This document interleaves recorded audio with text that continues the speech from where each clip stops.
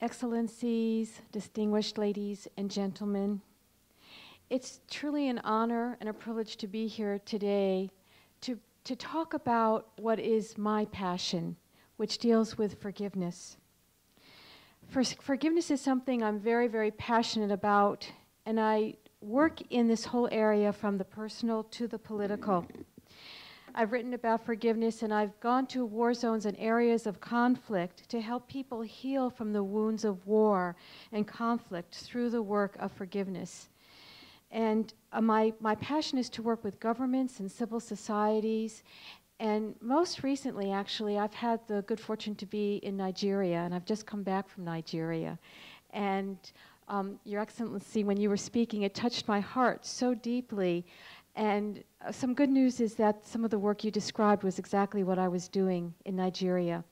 And I hope to go back in a few months there and also to Rwanda. Part of what I'll be doing is giving trainings in conflict resolution and also developing schools for forgiveness and reconciliation. And basically what the schools are about is training people to go through their own process of forgiveness and reconciliation so they can heal from the wounds of war and strife. And then they go back into their communities, and they are now able to continue this work and train others with all the materials. And later on, perhaps for those that are interested, I can talk more about that. Right now, what I would like to talk about is some of the thinking behind forgiveness as it applies to the healing of nations, because we can really set the stage within societies that will support the forces of forgiveness. As you all probably realize, forgiveness is a very, very complex process, and it takes place within our human minds, and yet it operates on many different levels. And so, in order for forgiveness to have an impact on a political level, there needs to be a political will. Forgiveness begins with the actions of leaders and the strengthening of structures which can teach the process of forgiveness. And part of the work I actually do is to help strengthen those structures and the educational component of that.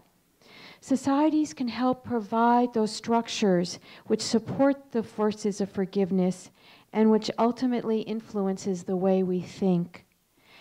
This outer structure provides the mechanisms for large groups to come together to talk about the meaning of forgiveness and how they can see forgiveness within their own societies. Social and educational institutions can also provide a structure where people can come together to talk about how do they want to resolve their conflicts and to learn about forgiveness. And here again, I want to mention Nigeria, because Nigeria was so wonderful. In December, I led 3 different peace talks. One that was comprised solely of women, Christian and Muslim women coming together in dialogue. And they, in dialogue, talked about the things that were really deep in their hearts, where they finally had a vehicle to do this and came up with their peace process, what they wanted to do in their own communities. And then I worked with men and also with youth separately.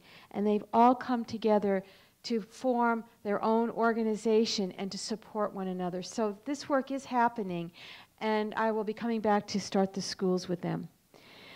Unfortunately, in our modern history, we've seen so much conflict and civil war and genocide leading to mass killings and mass murders and sufferings. And usually the people who survive these horrific situations have to rely on themselves amidst a great deal of loss, of anger, of fear, extreme hardship. And in spite of these unthinkable tragedies, many people do want to move forward in their lives, some wanting to forgive so they can have peace of mind and let go of the past, while others still find their time and look for the moments to seek revenge. In either case, people need to be healed and to be given understanding as to why groups of people find themselves sometimes in these horrific circumstances, how to prevent these circumstances from happening again, and how to help those who still remain live side by side, in some cases, with the perpetrators of the crime. This is the work of forgiveness. Centers, including such structures such as the Schools of Forgiveness and Reconciliation, can provide for those healings. And we've seen, as I mentioned, a little in Nigeria. I've done some of this work in Liberia, and soon, hopefully, I'll be going to Rwanda and Guinea to do this. And these programs focus on the healing of wounds of conflict and of mass murder, so these things cannot happen again. And for people to really understand what forgiveness is, what do we mean by forgiveness, and what does that look like?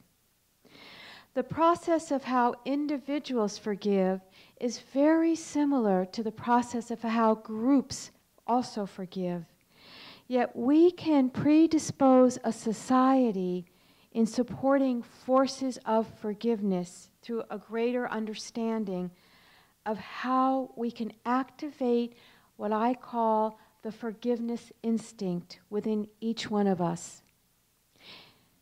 There are 3 psychological conditions which activate the feelings of forgiveness between groups.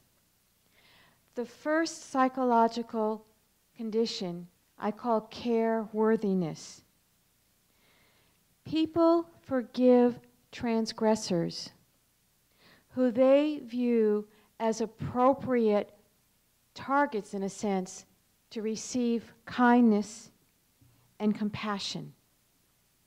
So the question becomes, how do you care for someone who might be a total stranger and who's done unimaginable harm?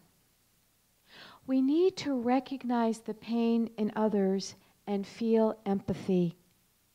If you feel empathic or sympathetic or concerned for the transgressor, it is hard to maintain a vengeful attitude. Instead, forgiveness often emerges. Empathy seems to promote forgiveness in relationships between all sorts of people, including with groups who are in conflict with one another. When you feel empathic towards someone, your willingness to retaliate goes way down. Expected value is the second psychological condition for forgiveness.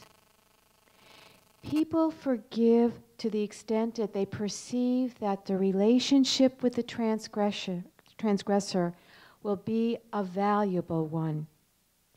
And I want to share a story of how this can manifest. And this deals with the Acholi people of northern Uganda, which illustrates the importance of expected value. For 2 decades, rebels calling themselves the Lord's Resistance Army fought to overturn the Ugandan government. To build support for their cause, they terrorized civilians. Thousands of preteen girls had been stolen from villages and given as wives to their rebel commanders, and thousands of other children had been captive and brainwashed and became the future child soldiers, trained to attack and kill people. And the villagers who resisted the rebels had their lips, nose, ears, breasts cut off to intimidate others to follow what they were told to do. What happened with the Acholi was that fear began to set in, and they decided that they wanted to institute an unorthodox practice of peacemaking. And what they did was that they welcomed back the rebels, the soldiers, back into the midst of their communities, offering forgiveness. Since the year 2000, there were popular radio programs that promised the rebels amnesty if they would just simply lay down their guns and return to the communities. The International Criminal Court in The Hague had resisted requests to drop its indictments, but the Ugandan government has officially offered amnesty to the rebels. And so when the rebels came home, sometimes in groups as large as 800 people, they participated in a traditional forgiveness ritual. And what that ritual was they first put their foot in a raw egg, which was symbolic of innocence and a new life. Then they stepped over a hoe or a farming tool to symbolize their intention to go back to a productive life in the community. And then as a final element of the ritual, they received a figurative cleansing by brushing against the leaves of a pobo tree whose slippery bark catches the dirt. After the ritual, the repentant rebel must sit down with a community leader and formulate plans for confessing their sins and compensating the families that they harmed, usually with livestock. When one of the victims spoke, they said, "What I'm after here is peace. If the people who did this to me and to us would only say they were sorry, we could take them back." And this is not too hard to understand why.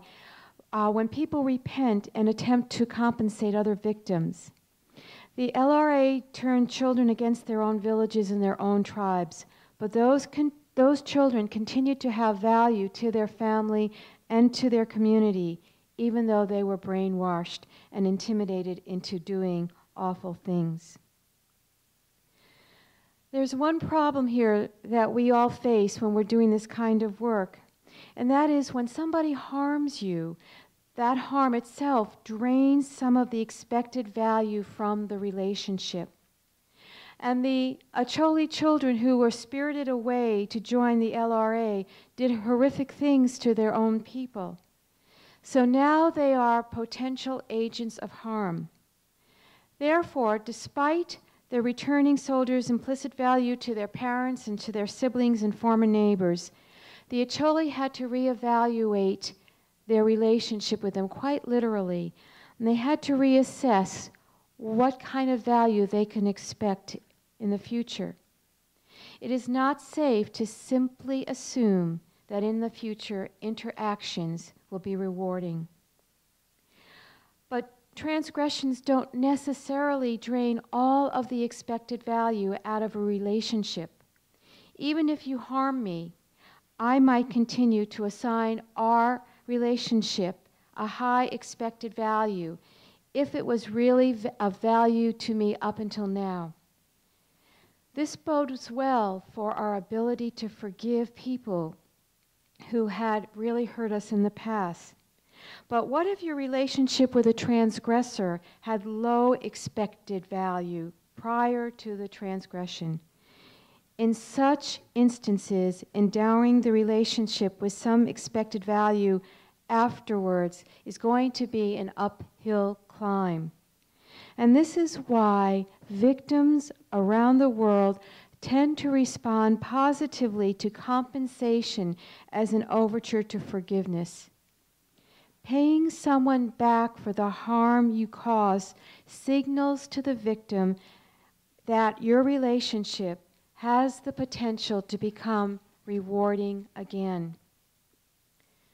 The third psychological condition, and this is the last one, is perceived safety. We all need to feel safe, and especially in situations where there's been a genocide, civil war, any kind of unrest, we need to feel safe first. And people are more inclined to forgive a transgressor whom they perceive to be unwilling or unable to harm in the future. There are ways to evaluate safety.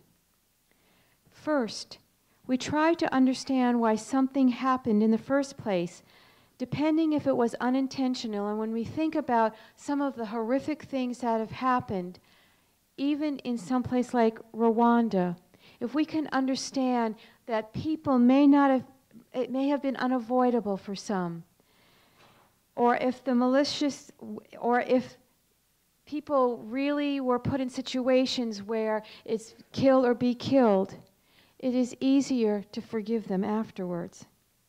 The person who is personally pained by his or her actions, demonstrating sympathy for the victim suffering and a desire to uphold the moral standards of the community, are also easier to forgive because now you feel safe. Of these three conditions, perhaps the most difficult aspect of forgiveness impacting the healing of nations is to be able to develop empathy of the enemy, specifically because we want to dehumanize the enemy. In order to repair relationships, we have to change our perceptions and recognize the humanness in others. This necessitates a change in our own thinking, and this is what forgiveness can bring to us, because ultimately forgiveness is changing the way we think. It also necessitates a commitment to renew relationships. So I'd like to end by sharing with you a definition of forgiveness within a political context.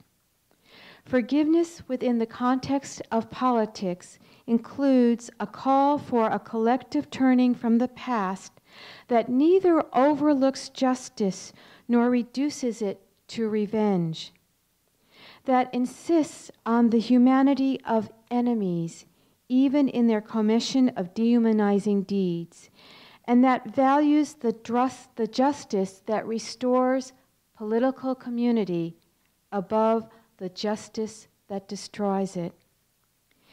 It is important to understand that forgiveness does not require the abandonment of punishment. It requires the abandonment of revenge.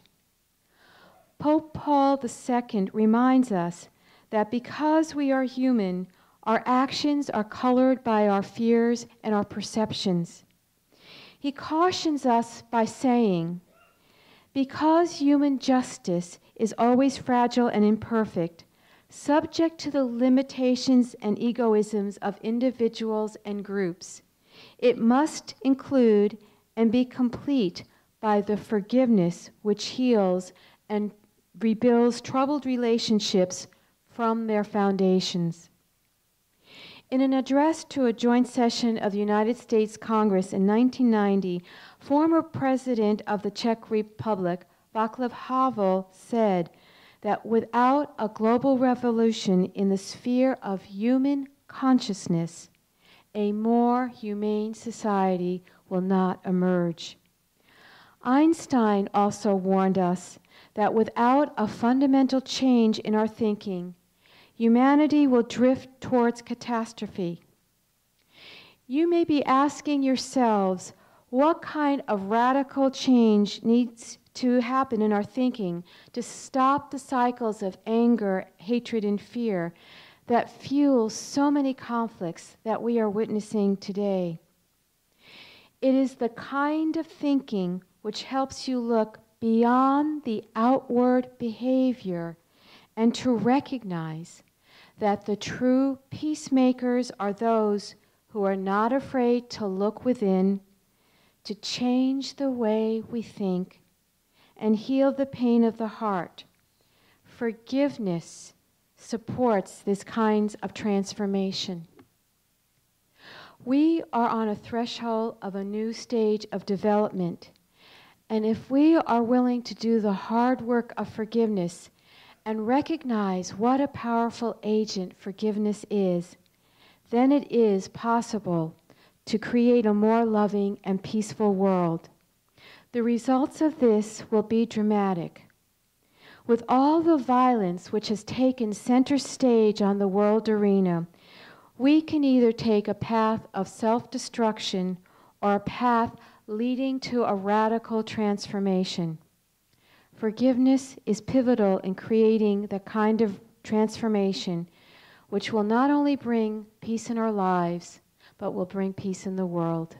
Thank you.